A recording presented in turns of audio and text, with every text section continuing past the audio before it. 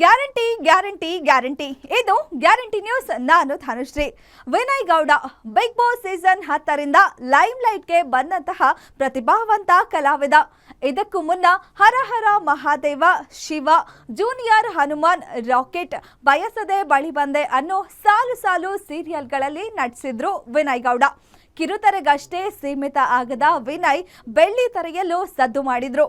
ರಮೇಶ್ ಅರವಿಂದ್ ನಟನೆಯ ಶಿವಾಜಿ ಸೂರತ್ಕಲ್, ಧ್ರುವ ಸರ್ಜಾ ನಟನೆಯ ಪೊಗರು, ಮಾರ್ಟಿನ್ ಸಿನಿಮಾಗಳಲ್ಲಿ ಬಣ್ಣ ಹಚ್ಚಿದ್ರು. ಆದ್ರೆ ಅದ್ಯಾವುದರಿಂದನೂ ಸಿಗದ name, fame, fan following Big Boss ಮನೆಗೆ ಹೋಗಿ ಬಂದ ಮೇಲೆ ಸಿಕ್ತು.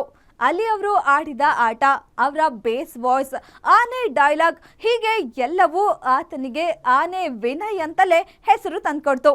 ಹಿರಿತೆರೆಯಲ್ಲಿ ದೊಡ್ಡ ದೊಡ್ಡ ನಿರ್ದೇಶಕರುಗಳು ಹಾಗೂ ಸ್ಟಾರ್ಗಳೆಲ್ಲ ದೇಸಿ ಪ್ರತಿಭೆ ವಿನಯ್ ಗೌಡಗೆ ಅವಕಾಶ ಕೊಡೋಣ ಅಂತ ಈತನ ಕಡೆ ತಿರುಗಿ ನೋಡಿದ್ರು. ಒಂದಲ್ಲ ಎರಡಲ್ಲ, ಬರೋಬ್ಬರಿ 5 ಸಿನಿಮಾಗಳಲ್ಲಿ ಖಳನಾಯಕನಾಗಿ ಒಳ್ಳೆಯ ಆಫರ್ಗಳನ್ನೇ ಕೊಟ್ರು. ಈಗಾಗಲೇ ಬಿಗ್ ಬಾಸ್ ಚಂದನ್ ಗೌಡ ನಟಿಸಿ ನಿರ್ದೇಶಿಸ್ತಿರೋ ಫ್ಲರ್ಟ್ ಅನ್ನೋ ಚಿತ್ರದಲ್ಲೂ ಕೂಡ ವಿಲನ್ ಆಗಿ ಬಣ್ಣ ಹಚ್ಚಿದ್ದಾರೆ ವಿನಯ್ ಗೌಡ. ಆ ಸಿನಿಮಾ ಕೊನೆಯ ಹಂತ ತಲುಪಿದ್ದು ಇನ್ನೊಂದೆರಡು ದಿನ ಶೂಟಿಂಗ್ ಆದ್ರೆ ಕುಂಬಳಕಾಯಿ ಒಡೆಯಲಿದೆ. ಆ ದಿನಗಳು ಖ್ಯಾತಿಯ KM ಚೈತನ್ಯ ನಿರ್ದೇಶನದಲ್ಲಿ ತಯಾರಾಗ್ತಿರೋ ಬಲರಾಮನ ದಿನಗಳು ಸಿನಿಮಾದಲ್ಲಿ ವಿನೋದ್ ಪ್ರಭಾಕರ್ ಎದುರು ಖಡಕ್ ಖಳನಾಯಕ ಇದೆ ವಿನಯ್ ಗೌಡ. ಈ ಸಿನಿಮಾದ ಶೂಟಿಂಗ್ ಕೂಡ ಭರದಿಂದ ಸಾಗ್ತಿದ್ದು, ಇನ್ನು ಹೆಸರಿಡದ ಉಪೇಂದ್ರ ನಟಿಸಲಿರೋ ಸಿನಿಮಾಗೆ ವಿನಯ್ ಗೌಡನೇ ವಿಲ್ಲನ್ ಎನ್ನಲಾಗ್ತಿದೆ. ಅಲ್ಲದೆ ಬಾದ್ಶಾ ಕಿಚ್ಚ ಸುದೀಪ್ ಮುಂದಿನ ಸಿನಿಮಾ ಬಿಲ್ಲರಂಗ ಭಾಷಾಗೂ ಈಗಾಗಲೇ ಆನೆ ವಿನಯ್ ಖಳನಟ ಅನ್ನೋದು ಗೊತ್ತೇ ಇದೆ. ಸದ್ಯ ಚಿತ್ರೀಕರಣ ಆಗ್ತಿರೋ ದರ್ಶನ್ ನಟನೆಯ ಡೆವಿಲ್ ದಿ ಹೀರೋ ಸಿನಿಮಾದಲ್ಲಿ ಒನ್ಸ್ ಅಗೇನ್ ವಿನಯ್ ಗೌಡ ಖಡಕ್ ಖಳನಟ. ಹೀಗೆಲ್ಲ ಆಫರ್ಗಳ ಮೇಲೆ ಆಫರ್ಸ್ ಇರುವಾಗ ಲೈಫ್ನಲ್ಲಿ ಹೇಗಿರಬಹುದಿತ್ತು ವಿನಯ್ ಗೌಡ ಅಲ್ವೇ? ಏನ್ ಮಾಡೋದು, ವಿಧಿಯ ಆಟ ಬಲ್ಲವ್ರ್ಯಾರು. ತನ್ನ ಲೈಫ್ಗೆ ತಾನೇ villain ಆಗಿಬಿಟ್ರು Vinay Gowda.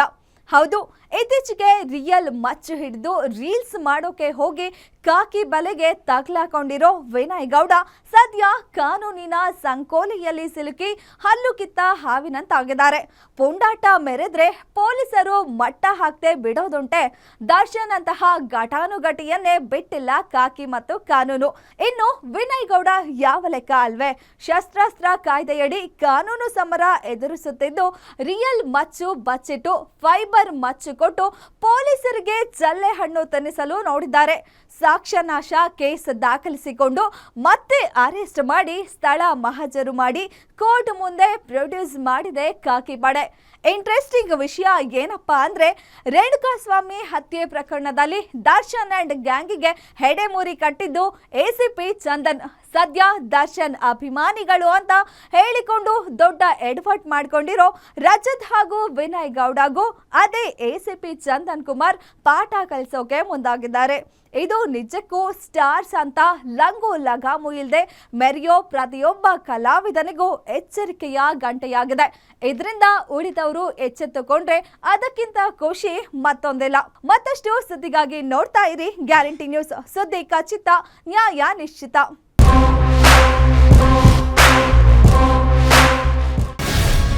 Guarantee news, ಸುದ್ದಿ ಖಚಿತ, ನ್ಯಾಯ ನಿಶ್ಚಿತ.